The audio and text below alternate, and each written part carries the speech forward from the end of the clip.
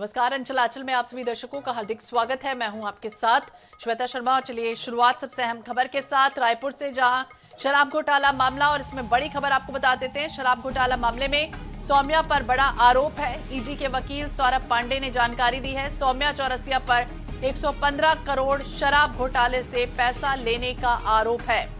72 करोड़ का हवाला के श्रीवास्तव के जरिए कराने का ये आरोप है। तो ये अहम खबर आपको बता दें, सौम्या को मिले 42 करोड़ रुपए की डायरी में ये जानकारी मिली है। तो ये अहम खबर आपको बता दें, जहां लगातार आरोप पे आरोप लग रहे हैं। शराब घोटाला मामला जिसमें सौम्या चौरसिया पर आरोप है।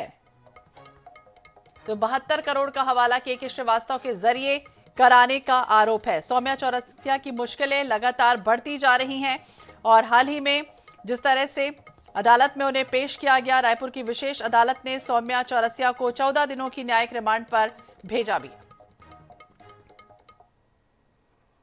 आज हमने जो भी पूछताछ हमको करनी थी वो हमने की है और फर्दर हमको चूंकि पूछताछ की अभी इस स्टेज पर आवश्यकता नहीं है, तो हमने आज जुडिशियल रिमांड पे भेजे जाने का निवेदन किया है। 14 दिन की जुडिशियल रिमांड पर सौम्या चौरसिया को आज न्यायालय ने जाने का आदेश दिया है, जो कि 2 जनवरी तक है। देखिए, जो हमारा एविडेंस है मनी लॉन्ड्रिंग का, उसमें हमने पाया था कि 115 करोड़ रुपए के आसपास का प्रोसीड्स ऑफ क्राइम शराब स्कैम से इनके पास आया है।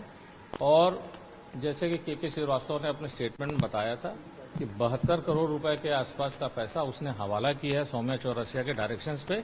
तो इस वजह से हमको ये आश्वासन हुआ कि ये जो हैं ये भी उस स्कैम में शामिल हैं और फर्दर जो भी एविडेंस हमने गैदर किया है या गैदर करेंगे आने वाले प्रोसिक्यूशन कंप्लेंट में आप लोगों को दिखाई पड़ जाएगा। उधर रायपुर से खबर आपको बताते हैं, मुख्यमंत्री विष्णुदेव साय का कार्यक्रम कहां व्यस्त रहने वाले हैं। रायपुर और सारंगगढ़ बिलाईगढ़ के दौरे पर रहेंगे सीएम साय। सुबह 10 बजे वीर बाल रैली कार्यक्रम में शामिल रहेंगे।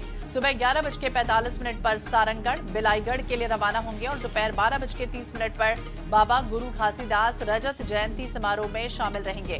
दोपहर 3 बजे राजधानी रायपुर वापस लौटेंगे सीएम साय। दिन भर आज व्यस्तम शेड्यूल सीएम साय का रहने वाला है। मुख्यमंत्री विष्णुदेव साय का दौरा कार्यक्रम। मनीषा त्रिपाठी ज्यादा जानकारी के लिए हमारे सहयोगी हमारे साथ जुड़ गए। मनीषा, कहां आज व्यस्त रहने वाले हैं सीएम? देखिए, मुख्यमंत्री विष्णुदेव साय जो है वो आज राजधानी रायपुर और बिलाईगढ़ सारंगगढ़ के कई कार्यक्रमों में जो है वो शामिल होंगे। सबसे पहले तो वो 9:55 पर सुबह अपने निवास से निकलेंगे सिविल लाइन और उसके बाद फिर तेलीबांधा में आयोजित वीर बाल रैली कार्यक्रम में जो है वो शामिल होंगे। इस रैली कार्यक्रम में मुख्यमंत्री विष्णुदेव साय खुद शामिल होंगे और रैली में हिस्सा भी लेंगे। उसके बाद फिर वो करीब 11:15 बजे के आसपास बिलाईगढ़ सारंगगढ़ के लिए हेलीपैड से रवाना होंगे और वहां पर दोपहर 12:30 बजे बाबा गुरु घासीदास रजत जयंती समारोह में शामिल होंगे। इस कार्यक्रम में शामिल होने के बाद जो है कुछ घंटे के लिए उनका शेड्यूल जो है वो आरक्षित रखा गया है और उसके बाद करीब 3 बजे के आसपास वो सारंगगढ़ बिलाईगढ़ से रवाना होंगे और राजधानी रायपुर के अपने निजी निवास में वापस आएंगे। दोपहर के बाद से उनका जो भी शेड्यूल है वो अभी फिलहाल के लिए नहीं आया है। इसके बाद जो है वो आगे के कार्यक्रमों के हिसाब से उनका शेड्यूल जारी किया जाएगा। तो आज रायपुर और बिलाईगढ़ सारंगगढ़ के कार्यक्रमों में सीएम साय जो है वो शामिल होने वाले हैं। बिल्कुल, तो मनीषा में बता रही कहां आज व्यस्त रहने वाले हैं, कहां उनका दौरा कार्यक्रम तय किया गया। नजर बनाए रखिएगा। शुक्रिया तमाम जानकारी के लिए।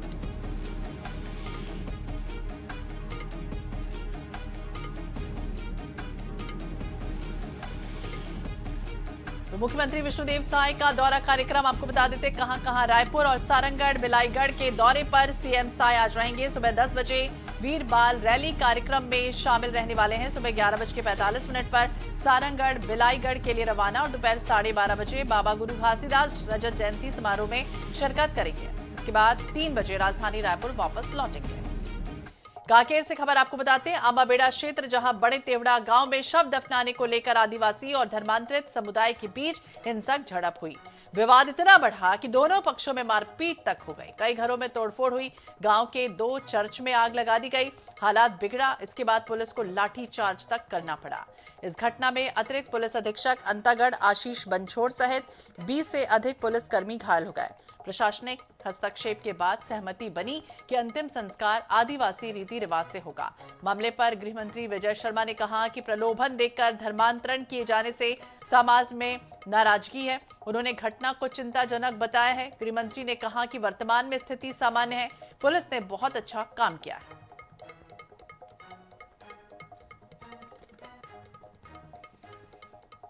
तो पिछले 4 दिनों से हंगामा, झड़प, तनाव के हालात इस गांव में बने हुए थे। 3000 से अधिक ग्रामीणों की भीड़ यहां पर इकट्ठी थी। स्थिति को कंट्रोल करने के लिए पुलिस ने लाठीचार्ज तक किया। एसपी अंतागढ़ सहित 20 पुलिसकर्मी इस हमले से घायल भी हुए हैं। धर्मांतरण की आग इस कदर यहां पर इस गांव में पहुंची कि 2 चर्च को आग के हवाले तक कर दिया गया। आईजी, कलेक्टर और एसपी मौके पर मौजूद रहे। लगातार तनाव बढ़ा और इस पूरे मामले को समझाइश दी गई। हालांकि अब गृह मंत्री विजय शर्मा ने कहा है कि पुलिस ने अच्छा काम किया है, जिस तरह से लोगों को समझाया गया। देखिए 4 तस्वीरें सामने आई, धर्मांतरण की आग और चर्च को किस तरह से खाक किया गया। गांव में पूरी समय तनाव के जो हालात है वो बने रहे। फिर इसके बाद चर्च में आग तक लगा दी गई और झड़प हुई। पुलिस ने रोकने का जब प्रयास किया ग्रामीणों को, तो फिर हिंसक में भी ये प्रदर्शन बदला। वर्तमान में पूरी स्थिति नियंत्रण में है और पुलिस ने उसमें बहुत अच्छा काम किया है। बहुत से लोगों को बचाया है। बड़ी संघर्ष की स्थिति थी, लेकिन जो लोग इस अभियान में जुटे हैं, जो गांव के व्यक्तियों को गांव से ही अलग बना देते हैं, ऐसी प्रक्रियाओं पर भी लोगों के मन में बड़े आक्रोश है। कांकेर वाले जिले में वर्तमान में तो सब ठीक है, परंतु बड़ी मशक्कत हुई है। समाज में बड़ा आक्रोश भी दिखा है। धर्म स्वातंत्र अधिनियम के अंतर्गत बिल आना ही था। अभी मैं सोचता हूं कि कुछ कारणों से कुछ और शुद्धिकरण के लिए, कुछ और संशोधन के लिए वो रुका है, वो अगली बार आएगा। इधर ईडी ने अवैध ऑनलाइन बैटिंग ऐप 1x बेट से जुड़े मनी लॉन्ड्रिंग मामले में बड़ी कार्रवाई की है। कुल 7 करोड़ 93 लाख रुपए की संपत्तियों को प्रोविजनली अटैच कर दिया गया और इस कार्रवाई में युवराज सिंह, रॉबिन उथप्पा जैसे पूर्व क्रिकेटर्स और बॉलीवुड सेलिब्रिटीज सोनू सूद, नेहा शर्मा, मिमी चक्रवर्ती जैसे का नाम शामिल है। ये भी बता दें कि इससे पहले ईडी ने इस मामले में पूर्व क्रिकेटरों की संपत्तियां अटैच की थी। इसमें शिखर धवन की 4 करोड़ 55 लाख रुपए की संपत्तियां थी। सुरेश रैना की 6 करोड़ 64 लाख रुपए की संपत्ति अटैच की गई। तो ईडी का शिकंजा, युवराज सिंह 2 करोड़ 5 लाख की संपत्ति को जब्त कर दिया गया। ब्रांड प्रमोशन के लिए एक्शन हुआ है। बैटिंग ऐप केस जिसमें ईडी का शिकंजा कसता जा रहा है। तो कई लोगों का नाम शामिल है, कई सेलिब्रिटीज, कई क्रिकेटर्स भी इसमें लिप्त हैं। तो सोनू सूद का भी नाम है, जिन पर 1 करोड़ की संपत्ति इनकी जब्त कर ली गई। मिमी चक्रवर्ती 59 लाख की संपत्ति को जब्त कर लिया गया। वहीं अंकुश हाजरा 47 लाख 20 हजार रुपए की संपत्ति को जब्त किया गया है। नेहा शर्मा 1 करोड़ 26 लाख रुपए की संपत्ति को जब्त किया गया है। बेटिंग ऐप केस है जिसमें लगातार छानबीन और जांच चल रही है। स्वास्थ्य विभाग में ऑनलाइन हाजिरी को लेकर प्रदेश स्तर पर बड़ा खुलासा हुआ। जांच में यह मिला कि प्रदेश के 47 जिलों में डॉक्टरों की डिजिटल हाजिरी में गड़बड़ी हुई। आगर मालवा जिला इस जांच के दायरे में है, जहां सुसनेर सिविल अस्पताल में पदस्थ 3 ब्रांड डॉक्टर की सार्थक पोर्टल पर दर्ज हाजिरी संदिग्ध मिली। फोटो वीडियो के जरिए फर्जी हाजिरी के आरोपों से विभाग में हड़कंप मचा।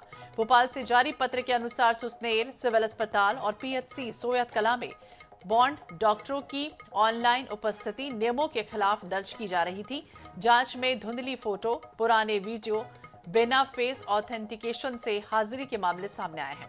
सीएमएचओ ने सुसनेर के सीबीएमओ को मामले की जांच कर तत्काल रिपोर्ट देने के निर्देश दिए हैं। इस पूरे मामले में संबंधित अधिकारियों पर कार्रवाई होगी। फिलहाल प्राथमिक जांच में गड़बड़ी की पुष्टि की गई है।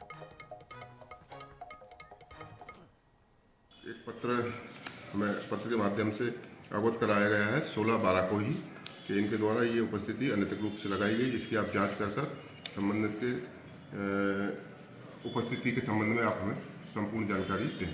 इसके लिए हमारे द्वारा एक टीम गठित कर दी गई है, जिसमें टीम के द्वारा आज या कल में वो संपूर्ण उनकी उपस्थिति चेक करके कि उनने कहाँ से लगाई है, किस लोकेशन से लगाई है, वो सारी जानकारी हम एकत्रित कर रहे हैं कंप्यूटर के माध्यम से, और उसको हम CMHO साहब आकर की ओर प्रेषित करेंगे। इधर जशपुर जिले के कोल्हन झरिया चौकी क्षेत्र के डैम में 2 लोगों के शव मिलने से शुक्रवार को पुलिस ने बड़ा खुलासा किया। मृतक दिलीप राम विलियम कुजूर जंगल में चिड़िया पकड़ने के दौरान जंगली सुअर पकड़ने के लिए बिछाए गए करंट की चपेट में आ गए। मामले में एक आरोपी को गिरफ्तार कर लिया गया है। 4 और आरोपियों की पुलिस तलाश कर रही है। घटना है 12 दिसंबर की। दोनों मृतकों के घर नहीं लौटने पर पुलिस को सूचना दी गई। पुलिस जांच में एक संदिग्ध I2 लोहार को हिरासत में लिया गया है, जो डैम के आसपास घूम रहा था। लड़ाई से जब पूछताछ हुई तो आरोपी ने अपराध कबूल कर लिया है। उसने बताया कि 4 अन्य साथियों के साथ मिलकर जंगली सुअर मारने के लिए जंगल में बिजली का करंट बिछाया गया था। सबूत मिटाने के लिए दोनों के शव बोरे में भरकर डैम की झाड़ियों में फेंक दिया गया।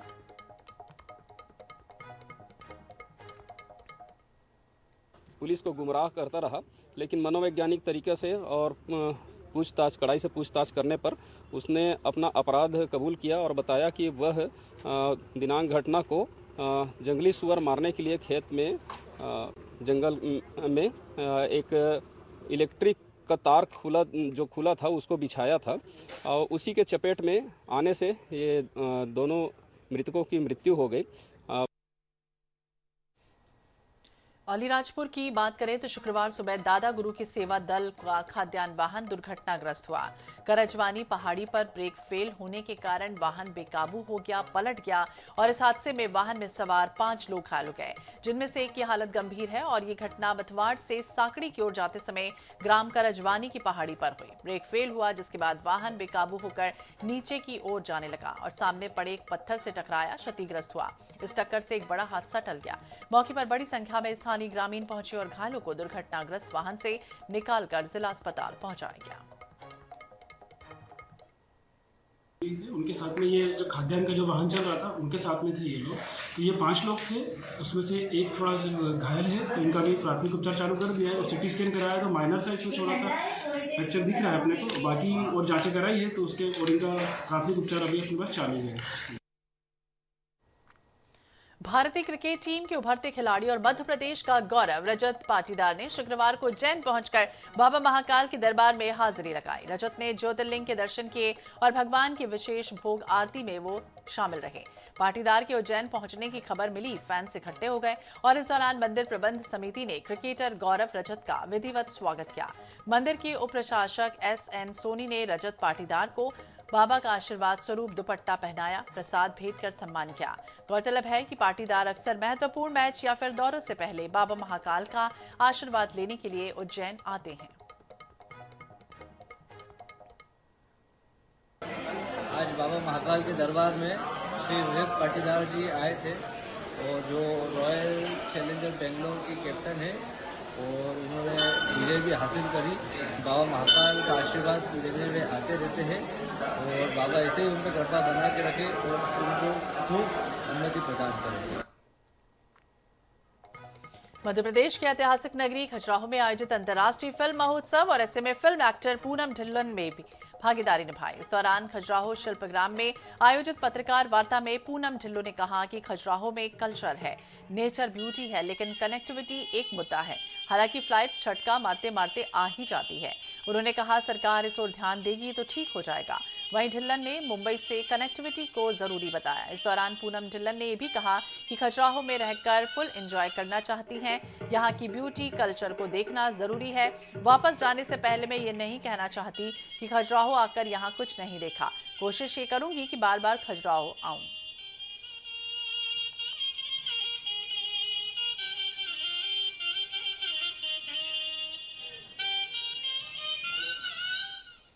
तो फिल्म फेस्टिवल खजुराहो में चल रहा है और ऐसे में फिल्म फेस्टिवल में हिस्सा लेने के लिए फिल्म अभिनेत्री पूनम ढिल्लन पहुंची। एयरपोर्ट पर मीडिया से चर्चा उन्होंने की और ये भी कहा कि खजुराहो आने के लिए काफी साल से मैं कोशिश कर रही थी, लेकिन खजुराहो पहुंचना आसान नहीं था। खजुराहो एयरपोर्ट पर जिस तरह से मंत्रों के स्वरों से उनका स्वागत हुआ, इसके लिए उन्होंने बेहद खुशी जाहिर की। I'm sure it will be worth the effort. और आजकल जिस तरह से फ्लाइट जा रही है तो डिले होता ही है, और अच्छा लग रहा है। लुकिंग फॉरवर्ड, काफी साल से कोशिश कर रहे थे पहुंचने की, अभी पहुंच गए हैं finally. So look forward to it. Flights की वेदर की वजह से हुई है, दिल्ली में फॉग होता है उसकी वजह से हुई है। तो यहीं पे चैंटिंग शुरू हो रही है, एक बहुत भव्य बड़का फीलिंग होता है। चैंटिंग से हमें वेलकम मिला है यहाँ पे रिलीजियस, तो बहुत अच्छा, बहुत पायस फीलिंग हो रही है। ग्वालियर की प्रियंका मुंदड़ा ने यूएसए में आयोजित ड्रीम गर्ल प्रतियोगिता में मिसेस इंडिया यूएसए 2025 का खिताब जीतकर शहर का नाम रोशन किया। प्रियंका ने टैलेंट राउंड में शानदार प्रदर्शन किया और मोस्ट डजलिंग पर्सनालिटी का अवार्ड अपने नाम किया। मूल रूप से ग्वालियर निवासी प्रियंका वर्तमान में मिनियापोलिस सिटी यूएसए में रह रही हैं। अटलांटा में आयोजित समारोह में फाउंडर कमलेश चुघ ने उन्हें सम्मानित किया। प्रियंका पिछले 25 वर्षों से कोरियोग्राफी, एक्टिंग और जजिंग के क्षेत्र में सक्रिय हैं।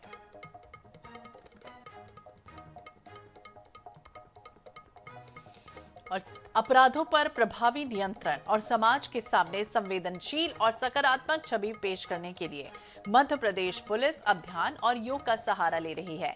विश्व ध्यान दिवस के अवसर पर पूरे प्रदेश में पुलिस विभाग 3 दिवसीय ध्यान योग शिविर का आयोजन करने जा रहा है।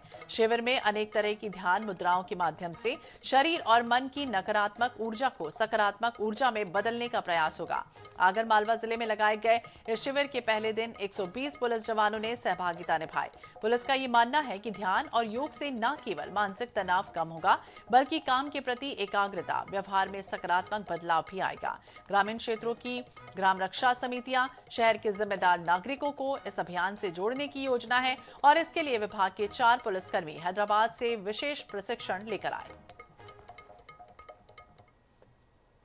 ध्यान से क्या है कि हम पुलिस विभाग में कहीं ना कहीं 24 घंटे कार्य में लगे रहते हैं, तो डिप्रेशन में रहते हैं। तो ये ध्यान से हमें ये है कि 1 घंटे का जो ये ध्यान हुआ है, और इससे कहीं ना कहीं हमें बहुत लाभ मिलेगा। जो हम तनाव में रहते हैं तो उससे तनाव मुक्त रहने में बहुत ही मतलब आगे हमें प्रयास रहेगा कि हम अच्छे से रहें। इस जो योग की विधाएं हैं और जो ध्यान की तकनीकें हैं, इनके माध्यम से हम अपनी मानसिक शक्ति को डेवलप करें, ताकि हम और हमारे उत्तरदायित्व के रूप में जो कार्य होते हैं और अच्छे से ढंग से उसको संबद्ध कर सकें।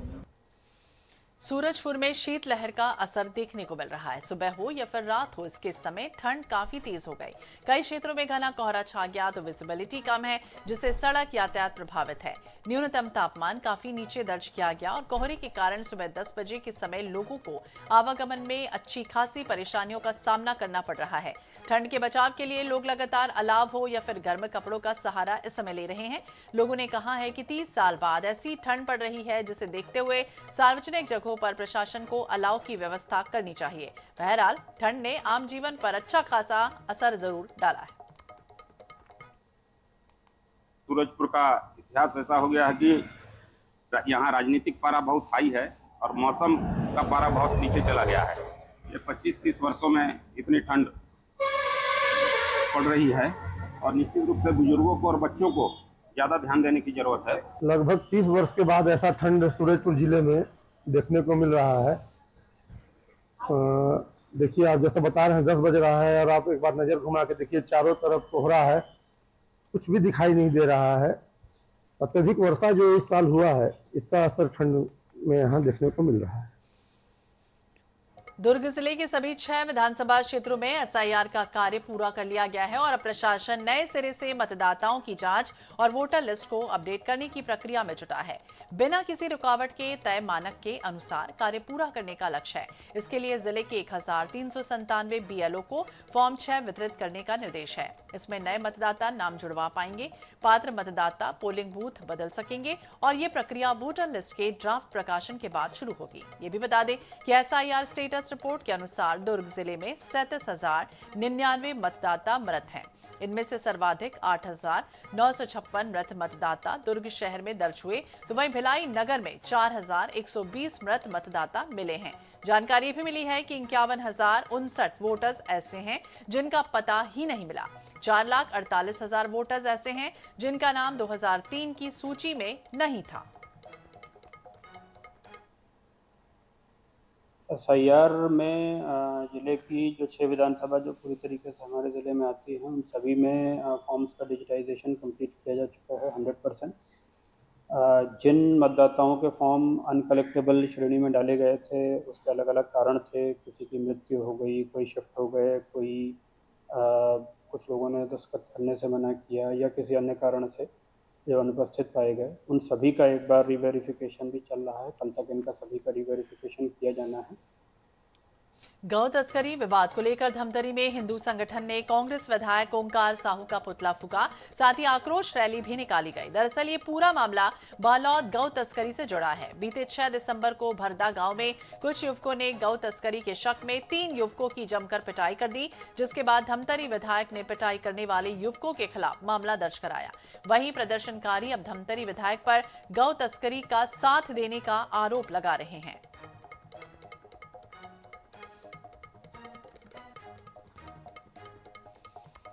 इंदौर के MIG थाना क्षेत्र में बुधवार को बस के नीचे कंडक्टर का शव मिलने के मामले का खुलासा हुआ है। पोस्टमार्टम रिपोर्ट के मुताबिक मामला हत्या का निकला। रिपोर्ट में मृतक के शरीर पर गंभीर चोट के निशान मिलने के बाद पुलिस ने उस रात मृतक के साथ रह रहे बस ड्राइवर को गिरफ्तार किया। दरअसल खरगोन जिले का डाबरी निवासी क्लीनर सचिन मंडोई का बस के नीचे शव मिला। पुलिस जांच में सामने आया कि घटना की रात बस में सचिन और धार जिला मानपुर निवासी ड्राइवर रतनलाल गुर्जर के बीच शराब के नशे में विवाद हुआ। शुरुआत में ड्राइवर रतन ने पुलिस को गुमराह करने की कोशिश की। पोस्टमार्टम रिपोर्ट में मारपीट होने का खुलासा होने पर आरोपी ड्राइवर रतन को हिरासत में ले लिया गया है। हाँ, मतलब काफ़ी दिन से क्या कि जैसे कि पेपर वाला आ रहा था, दूध वाला आ रहा था, सभी आ रहे थे, SIR वाले भी आए थे 3-4 बार, है ना। तो क्या कि जब ये हुआ कि भाई कि निकल ही नहीं रहे हैं, तो क्या मतलब फंडा है कि मतलब कि हैं कि नहीं है, कहाँ चले गए, क्या हुआ, तो फिर कंप्लेन करा गया कि भाई देखा जाए क्या है। हम दोनों ने रात्रि में शराब पी थी और उसके बाद ये गिरकर मर गया, तो इस पर से थाना MIG में मार्क कायम किया गया था। उसके बाद फिर PM में बात की गई तो उसमें चोटों के निशान आए, तो इस पर से फिर जो रतनलाल ड्राइवर था उससे पूछताछ की गई। हार्ट जो जगह होती है वहाँ पर उसका सर दे मारा, जिससे कि उसकी ब्लीडिंग होने लगी और उसकी ब्लीडिंग के कारण एक्सेसिव ब्लीडिंग का उसकी डेथ हो गई। फिलहाल थाना MIG में इसका हत्या का प्रकरण दर्ज किया जाकर इन्वेस्टिगेशन में लिया गया। आरोपी रतनलाल ड्राइवर को अरेस्ट कर लिया गया। और इसके साथ खबरों का सिलसिला लगातार जारी रहेगा। वक्त एक छोटे से ब्रेक का है, फौरन लौटेंगे।